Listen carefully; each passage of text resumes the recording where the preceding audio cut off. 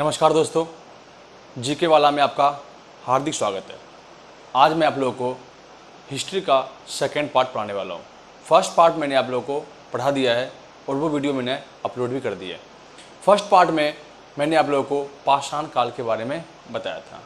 आज का जो काल होगा वो आपका हड़प्पा सभ्यता का काल होगा, क्योंकि मैं वीडियो जो है पार्ट बाय पार्ट बनाऊँगा। पहला पाषाण काल, फिर हड़प्पा सभ्यता काल, फिर जाकर के वैदिक काल, इस तरह से आगे बढ़ता जाएगा। तो दोस्तों, मैं अब बताना चाह रहा हूँ आपको कि अगर आपको वीडियो सच में अच्छा लग रहा हो तो वीडियो को शेयर ज़रूर करें और चैनल को सब्सक्राइब करें। अगर वीडियो में कोई दिक्कत हो रही हो तो आप कमेंट करके बताएं, क्योंकि ये हमारा नया चैनल है। तो दोस्तों, मैं बता दूं कि आज का जो टॉपिक हमारा है वो है आदि ऐतिहासिक काल का कालखंड, हड़प्पा सभ्यता का काल। तो दोस्तों, मैं बता दूं मैं आपको कि हड़प्पा सभ्यता को हम 3 नामों से जानते हैं। बेसिक नॉलेज के लिए बता दूं आपको कि हड़प्पा सभ्यता को हम सिंधु घाटी सभ्यता, ठीक, इसके बाद हड़प्पा सभ्यता और कांस्य युग सभ्यता कहते हैं। दोस्तों, क्या कहते हैं, थोड़े हम आपको अंग्रेजी में बता दें, इंग्लिश में बता दें आपको। हड़प्पा सभ्यता को हम इंडस वैली सिविलाइजेशन कहते हैं और इसे हम हड़प्पन सिविलाइजेशन कहते हैं और ब्रॉन्ज सिविलाइजेशन भी इसे हम कहते हैं। ठीक है दोस्तों, आज हम देखते हैं कि हड़प्पा सभ्यता की उत्पत्ति से लेकर के इसके जितने भी शहर हैं उनके बारे में आपको डिटेल से बताऊंगा। तो दोस्तों, ध्यान दें कि हड़प्पा सभ्यता the most important civilisation of India. ये पता होगा आपको कि भारत की जो सबसे प्राचीन सभ्यता है वो हड़प्पा की सभ्यता है। जो इंडस वैली सिविलाइजेशन है वो इंडिया का एंशिएंट सिविलाइजेशन है। और हम बात करते हैं जो ये भारत की जो है एक धरोहर है, भारत को एक अपनी अलग पहचान देती है। हड़प्पा सभ्यता आज से नहीं, लगभग 5000 वर्ष पुरानी सभ्यता है। दोस्तों, मैं बता दूं कि हड़प्पा सिविलाइजेशन जो है वो लगभग 5000 ईयर एगो पुरानी है और इसके विषय में डिफरेंट थॉट रखे गए, अलग अलग व्यूज दिए गए, अलग अलग इतिहासकारों के, अलग अलग आर्कियोलॉजिस्ट के अकॉर्डिंग।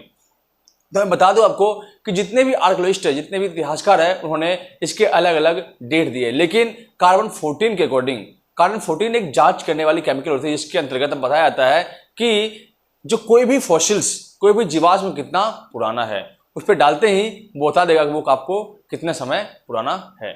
दोस्तों, हड़प्पा सभ्यता के विषय में, हड़प्पा सभ्यता के विषय में बताया गया है कि हड़प्पा सभ्यता का जो काल है वो लगभग 2350 से लेकर के आपका 1750 के बीच है। 2350 से लेकर के 1750 के बीच आपका हड़प्पन सिविलाइजेशन है। तो इसके बाद इसके बारे में बहुत चीजें मिली है, खोजी गई है और इसके विषय में बताया गया है। लेकिन इसकी सबसे जो खास विशेषता है उसमें यह है कि हड़प्पा सभ्यता की आज तक कोई भी ऐसे जो रिटर्न सोर्स मिले हैं उसे पढ़ा नहीं गया है, क्योंकि जो इसकी लिपि है, वो स्क्रिप्ट है, वो कैसी है, चित्रात्मक है।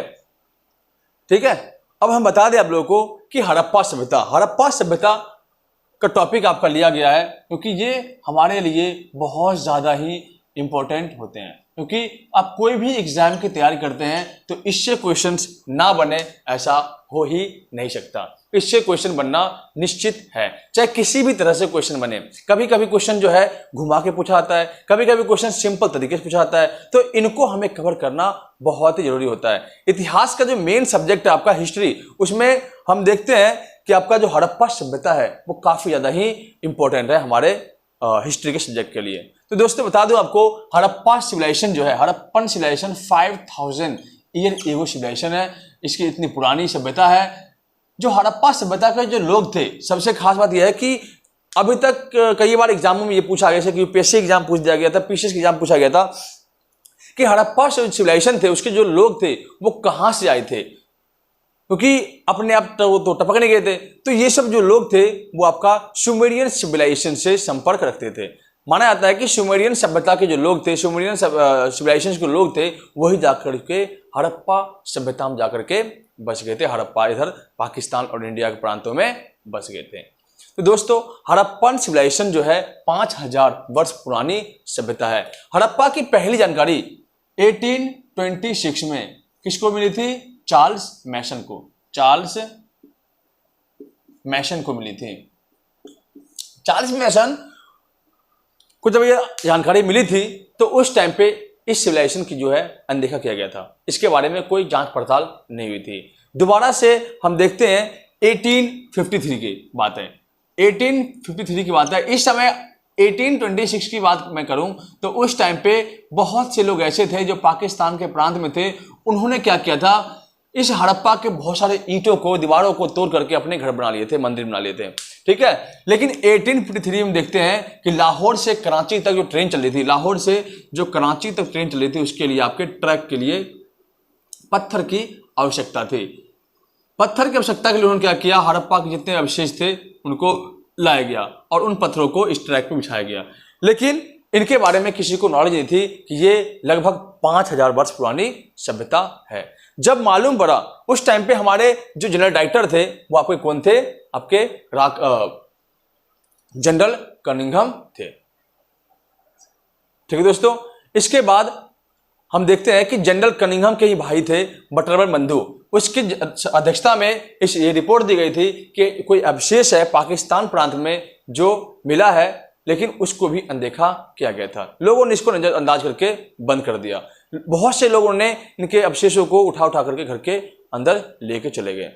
पहली बार 1921 में जानकारी किसने दी, तो दयाराम साहनी ने।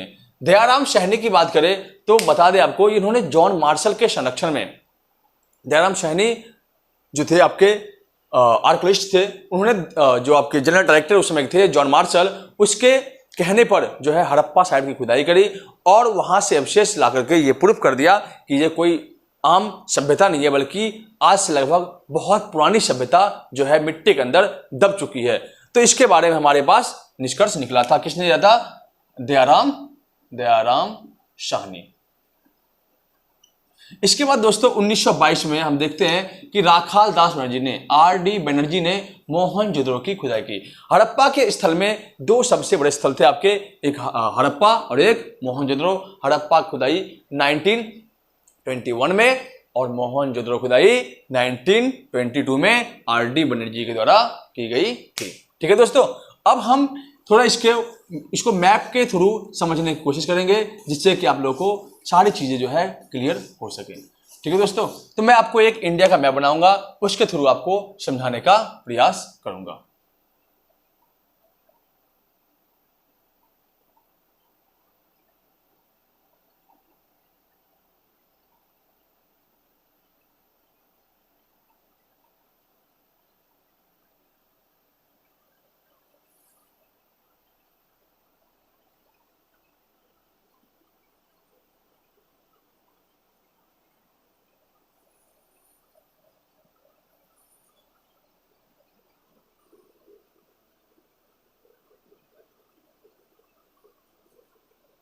तो दोस्तों ये आपका इंडिया का मैप है। इसमें मैं आपको दिखाऊंगा कि भारत की जो सभ्यता है वो कहाँ कहाँ पे पनपी थी, हड़प्पा की सभ्यता।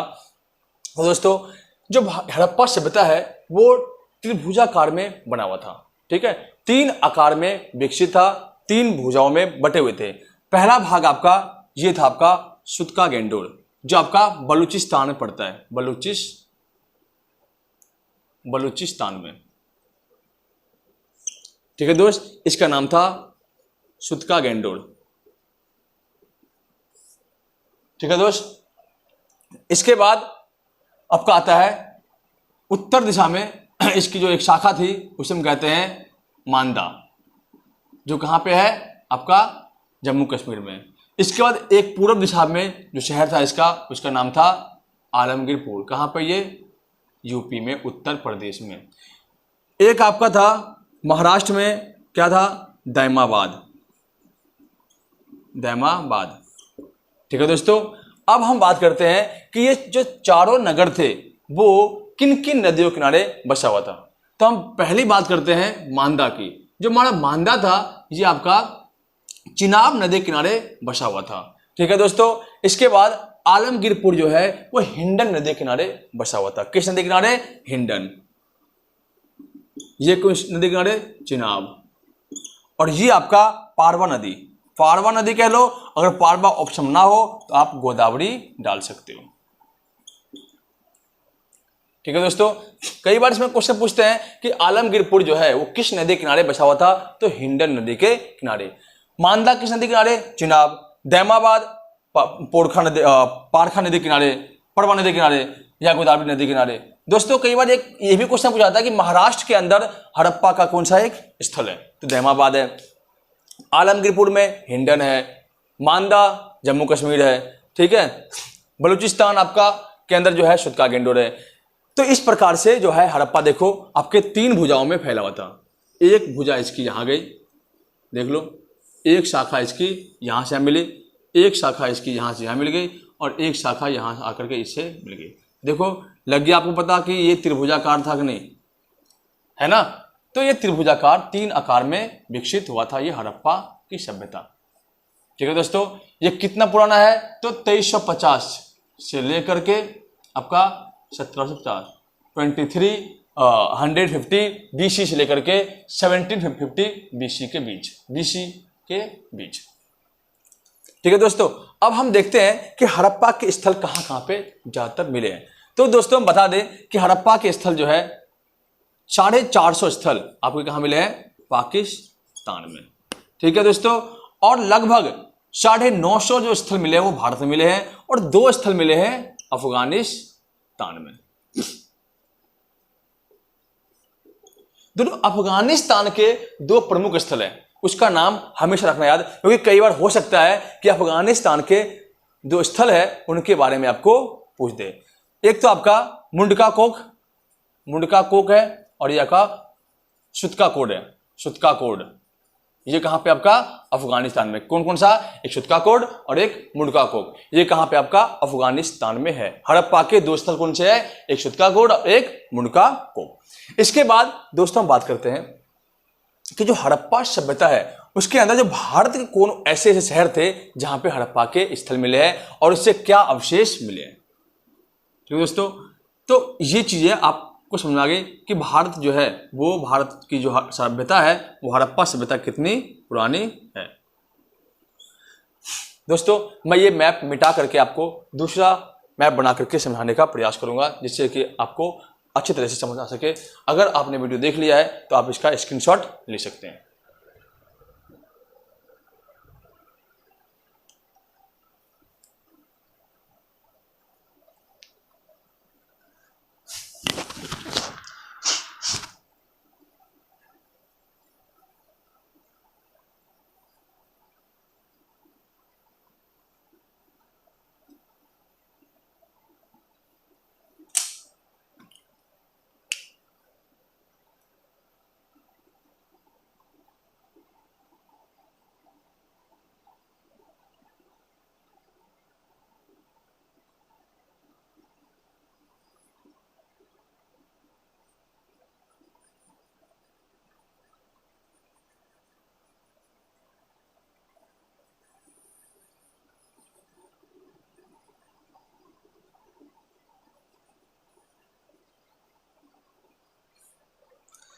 दोस्तों ये आपका इंडिया का मैप है। इसमें मैं बताऊंगा आपको कि जो भारत की जो सभ्यता, हड़प्पा की सभ्यता है, वो आपके किस किस जगह पे है। पता होगा आपको कि आज़ादी से पहले पंजाब हमारे पास 2 थे, एक आपका पश्चिमी पाकिस्तान, एक आपका पूर्वी पाकिस्तान। पंजाब, एक कौन कौन सा पंजाब है, एक आपका पश्चिमी पंजाब और एक आपका पूर्वी पंजाब। जो पश्चिमी पंजाब था वहां था हड़प्पा। ठीक है दोस्तों, आपको पता होगा मानसरोवर के झील से सिंधु नदी निकलती है। सिंधु नदी जो है कहां पे गिरती जाकर के, अरब सागर में जाकर के गिर जाती है। तो हड़प्पा के विशेषकर जितने भी स्थल मिले हैं वो सब कहां मिले हैं, आपके सिंधु नदी के किनारे। लेकिन यहाँ पे कंफ्यूजन वाली ये बात है, क्वेश्चन ये पूछाता है कि हड़प्पा जो है बेसिकली किस नदी किनारे बसा हुआ था। तो जो हड़प्पा था वो आपके रावी नदी किनारे बसा हुआ था, लेकिन ऑप्शन में यहाँ पर आपको सिंधु नदी दे देगा क्योंकि हम हमेशा पढ़ते हैं कि जो हड़प्पा है वो सिंधु घाटी सभ्यता उसे हम कहते हैं। इसके अधिकांश शहर सिंधु नदी किनारे बसा हुआ था, लेकिन हड़प्पा जो था बेसिकली वो रावी नदी के किनारे बसा हुआ शहर था। ठीक है सर, ठीक है दोस्तों। हड़प्पा से कौन कौन से अवशेष मिले हैं। 1921 में पता है आपको दयाराम साहनी ने इसकी खोज की थी। ठीक है दोस्तों, यहां से क्या मिला है तो आपको पहला बात श्रमिकों का आवास, श्रमिकों का आवास, हाथी के अवशेष। ठीक है दोस्तों, इसके बाद आपके ताबूज मिले हैं, ताबूज। ठीक है दोस्तों, ये आपको कहां मिले हैं, आपके हड़प्पा से मिले हैं। ठीक, इसके बाद हम मोहनजोदड़ो की बात करें, ये क्वेश्चन ध्यान रखना, मोहनजोदड़ो की बात करें तो ये आपके सिंध प्रांत में सिंधु नदी किनारे बसा हुआ शहर था, सिंधु नदी के पश्चिमी भाग में ये स्थित था, मोहनजोदड़ो। अब कई बार क्वेश्चन पूछता है ये कि मोहनजोदड़ो का अर्थ क्या है, तो मोहनजोदड़ो का बेसिकली अर्थ है मुर्दों का टीला, माउंट ऑफ डेथ को हम कहते हैं मोहनजोदड़ो। कहते कई बार पूछते हैं कि मीनिंग ऑफ मोहनजोदड़ो, तो mount of death meaning of Mohenjodaro. 1922 में आर.डी. बनर्जी ने जो है मोहनजोदड़ो की खोज, इन्वेंशन की थी और इसके आधार पर इनके अंदर जो भी चीजें मिली है इसको तय किया गया था। तो मोहनजोदड़ो के बारे में आपको अलग से एक टॉपिक बनाऊंगा, क्योंकि जो मोहनजोदड़ो है हड़प्पा के सबसे डेवलप शहरों में से एक था, क्योंकि हड़प्पा के अधिकांश शहर जो है वो दो भागों में बट के मिले थे, लेकिन मोहनजोदड़ो की कुछ अलग ही विशेषता थी, यूनिक फीचर्स इसके थे। इस कारण से आज भी इसके जो टाउन प्लानिंग है, आज भी पूरे विश्व में इसके बारे में जाना जाता है। इनके टाउन प्लानिंग बहुत ही अद्भुत तरीके से किया गया था। इनके टाउन प्लानिंग जो था वो आपके ग्रीक पैटर्न के अकॉर्डिंग किया गया था।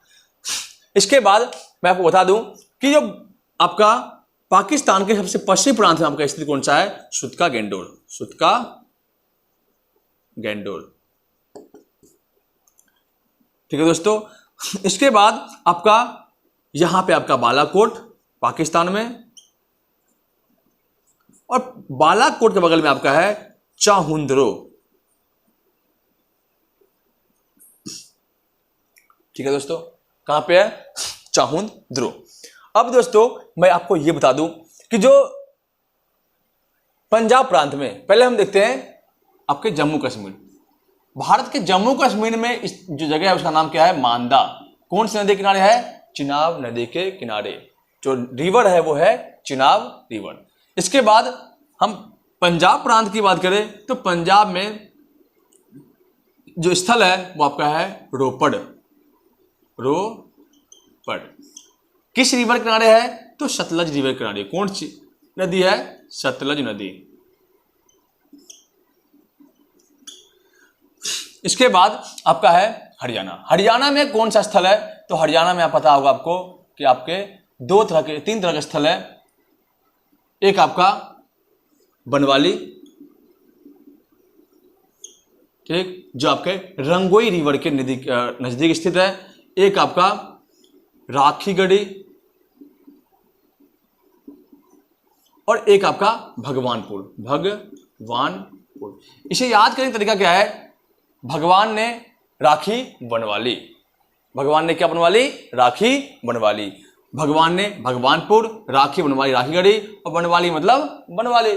ठीक, तो ये आपके हरियाणा के तीन प्रमुख स्थल है। अब इसमें क्वेश्चन क्या पूछता है, ये पूछता है कि भारत में हड़प्पा का कौन सा ऐसा स्थल है जो सबसे बड़ा है। पहले इकलौता आपका कौन सा था, मोहनजोदड़ो। जब किसी का एक बेटा होता है तो कहता है इकलौता बेटा, इकलौता बेटा। जब दो हो जाता है उसका बेटा तो क्या कहते हैं, दो बेटा।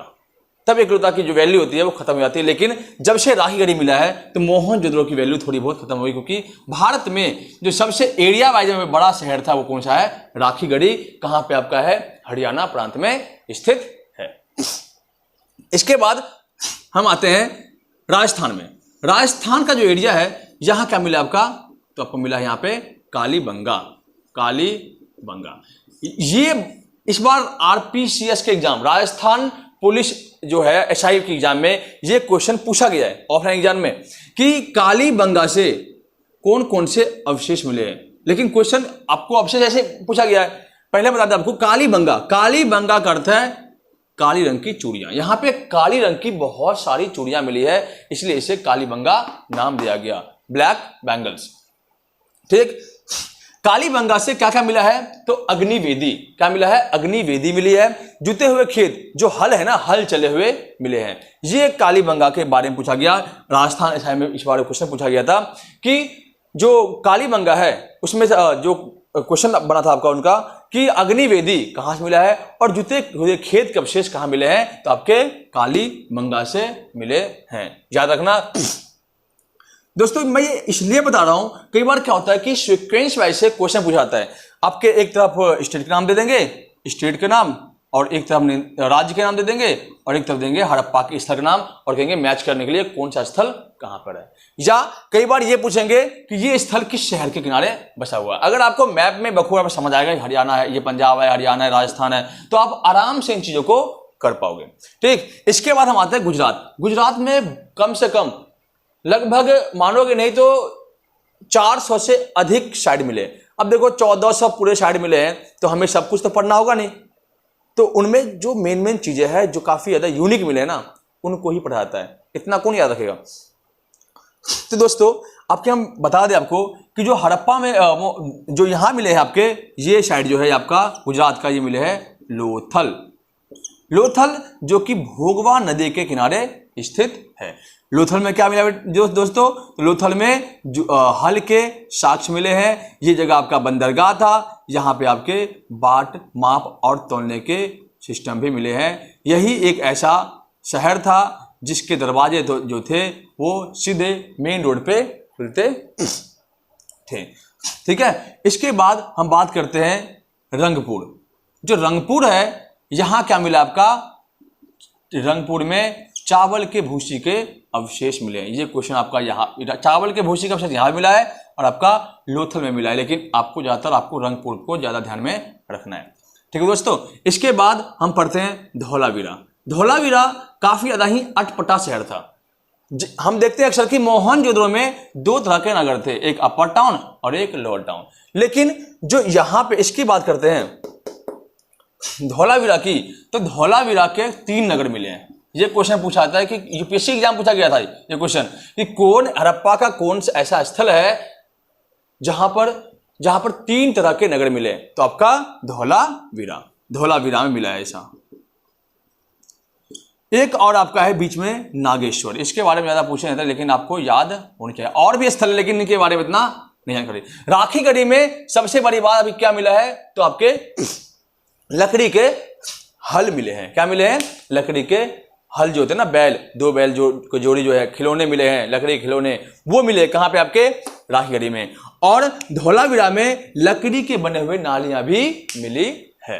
तो इस प्रकार से हड़प्पा के अलग अलग शहर जो थे, अलग अलग स्थानों पर बचे थे। इसके अलावा महाराष्ट्र में आपका पता होगा दायमाबाद, कौन सी नदी है? पारवा नदी के किनारे, पारवा नदी या गोदावरी नदी। और यहां मिला आपका यूपी में, क्या मिला आपका? यूपी मिला आपका आलमगीरपुर। ये कौन सी नदी किनारे? तो आपका हिंडन नदी किनारे, हिंडन नदी किनारे। अब ये क्वेश्चन कई बार पूछा गया है कि आलमगीर एयरपोर्ट कहां पे है? तो गाजियाबाद में। सिंपल सी बात है, तो कहीं और तो होगा नहीं, तो गाजियाबाद में आलमगीर एयरपोर्ट स्थित है। तो दोस्तों ये आपका हड़प्पा का इसमें इंट्रोडक्शन में आपको पढ़ा दिया है। इसके बाद मैं आपको आज थोड़ा मोहनजोदड़ो के बारे में थोड़ा बहुत मैं आपको एक्सप्लेन कर देता हूं कि मोहनजोदड़ो के जो नगर थे वो किस प्रकार के बने होते थे।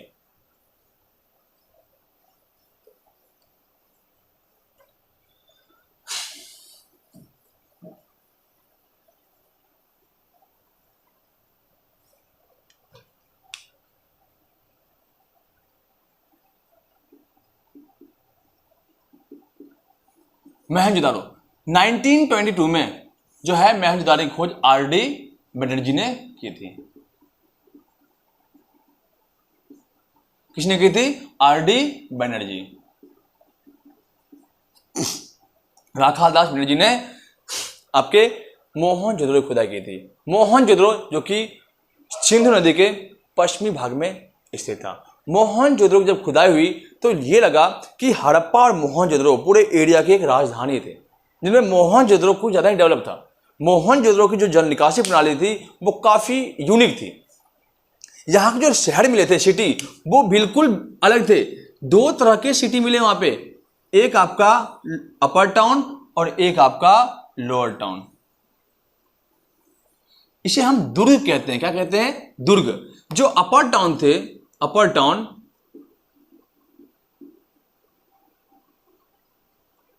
और लोअर टाउन। दोस्तों जो अपर टाउन थे वो एरिया काफी छोटा होता था, सेक्टर वाइज में डिवाइड हो रखा था। सेक्टर में कौन लोग रहते हैं? अपर टाइप के लोग रहते हैं, अमीर लोग रहते हैं, ये पता होगा आपको। एरिया छोटा होता है, पॉपुलेशन कम होते हैं। लेकिन हम अगर बात करें लोअर टाउन की, जो शहर थे उसके जो एरिया थे वो बहुत बड़े होते थे, और लोग जो थे वो सिंपल और इक्वल तरह के लोग रहते थे, ना तो ज्यादा अमीर होते थे ना ज्यादा गरीब लोग वहां पे निवास करते थे। अपर टाउन की बात करें तो जिसके सड़क थे वो दो भागों में बटे हुए थे। 20 मीटर चौड़ी सड़कें होती थी और छोटी सड़कें होती 10 मीटर चौड़ी होती थी, जो घरों के दोनों तरफ से बटे होते थे। ठीक है दोस्तों, इस तरह का इनका क्या था? सड़कें था, जो एक दूसरे को समकोण पे काटते थे। देखो, एक दूसरे को समकोण काट रही है 90 डिग्री कोण पे, ये आपके 10 मीटर की चौड़ाई पे स्थित थी।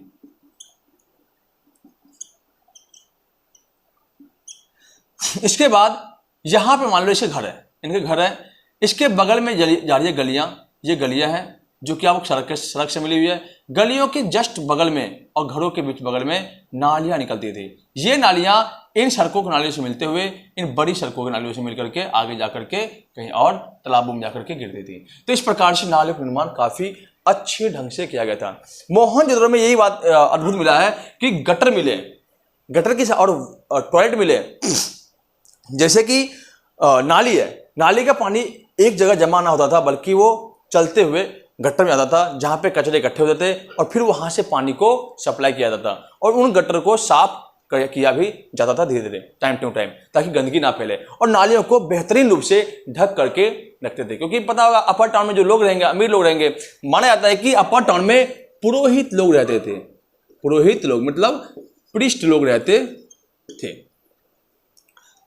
ठीक है दोस्तों, क्योंकि उस टाइम के अपर टाउन के जो लोग थे वो प्रीस्ट ही थे, क्योंकि इस टाइम तो और कोई लोग थे भी नहीं। इसके अलावा हम इसी में कहते हैं, इसके जो चारों जो दीवारियां थी वो किले के रूप में घिरा हुआ करते थे, फोर्ट के रूप में बने होते थे। फोर्ट के कारण जो थे इसमें एक ही मेन डोर था, एक ही मेन गेट था आपका, ठीक, आने और जाने का। ठीक है दोस्तों, और ये जो इनके घर थे कैसे थे? मान लो कि ये इनका घर है, घर में प्रवेश करने के सिस्टम थे। यहां पे एक होती थी दीवारी, होती थी दीवार, यहां से अगर कोई घुसा तो या तो इधर से जाएगा प्रवेश करेगा या आपके इधर से घुसेगा। तो इसमें यहां पे जाते ही एक बड़ा सा आंगन होता था, आंगन होते ही फिर जाकर के घर के दरवाजे होते थे। तो आंगन की बात करें तो आंगन में क्या चीज मिला है? तो आपका एक ग्रेट बाथ मिला है, एक बाथरूम मिला है और किचन मिला है, ठीक। और सबसे बड़ी बात है, जिस तरह से ग्रेट बाथ की जो नालियां थी, स्विमिंग पूल की नालियां, स्नान गृह की नालियां यहाँ पे मिली है, ये आपका किचन की नाली है, ये आपका बाथरूम की नाली है, ये तीनों नालियां जो है एक दूसरे से मिल जाया करती थी, और ये गली की नाली से अटैच होकर के सड़क, छोटी सड़क की नाली से, और फिर ये बड़ी सड़क की नाली से मिलकर के आगे की ओर चलती थी। इस प्रकार से डिजाइन किया गया था। लेकिन हम लोअर टाउन की बात करें तो इनके जो मकान थे वो कच्ची ईंटों से बनी होती थी। इनमें सड़कें इतनी चौड़ी नहीं होती थी, इनके सड़क बहुत ही पतले 10 मीटर चौड़ी होती थी इनकी सड़कें, 10 मीटर, और दोनों तरफ से घर बना हुआ करता था। नाली भी सेम अपर टाउन की तरह, लेकिन नालियां जो थी नहीं कि खुली होती थी, कच्ची ईंटों की नालियां होती थी, गलियों से संपर्क नालियां थी। इनके जो थे सड़क भी समकोण पर एक दूसरे को काटते थे। इनमें समान तरह के लोग निवास किया करते थे। तो इस प्रकार से हम देखते हैं कि हड़प्पा सभ्यता के जो अंदर जो मोहनजोदड़ो है वो बहुत ही यूनिक शहर था। इसकी जो बनावट थी, आज के डिजाइन, आज के जो मॉडर्न जो हमारा टाइम चल रहा है, इस टाइम में जो स्थिति है वो उस टाइम में पहले ही लोग वहां पे मतलब घर को बना चुके थे। आज के टाइम को देखो, हमारे यहाँ पे भी सेक्टर है और हमारे यहाँ पे भी लोअर टाउन है। लोअर टाउन में आपके अपर लोग भी रहते हैं और मिडिल क्लास के भी लोग रहते हैं। हमारे घर की बनावट देख लो, घर के बगल में ही नालियां है, नाली बगल में गली है, फिर रोड है, फिर जाके मेन रोड है। लेकिन अगर हम सेक्टर की बात करें तो उनकी नालियां कहां पे दिखती भी नहीं है, ढकी होती थी बिल्कुल। वो नालियां बिल्कुल घर के अटैच होती थी और गलियों से होकर के सड़क में मिल जाती है। ठीक है, सड़कें बहुत चौड़ी होती है, खुली खुली सड़कें होती है, ये पता होगा आप लोगों को। इस सेक्टर की नालियां देख लो कैसी होती है। तो सेम उसी तरह से जिस तरह से आज के आधुनिक टाइम के टाउन है, उस टाइम के जो है एंशिएंट टाइम के लोग जो थे इस टाइम से जीते थे। तो इस प्रकार से इस जो मोहनजोदड़ो है इसके टॉपिक को मैं खत्म करता हूं, लेकिन इसमें बहुत चीजें जो रह चुकी है उसे मैं आपको अगले वीडियो में और अच्छे तरीके से बताऊंगा, जिससे कि आपके कॉन्सेप्ट जो है वो बिल्कुल क्लियर हो सके। इसके अलावा कि इसमें क्वेश्चन और किस किस तरह से पूछ सकते हैं वो मैं आपको बताऊंगा। धन्यवाद।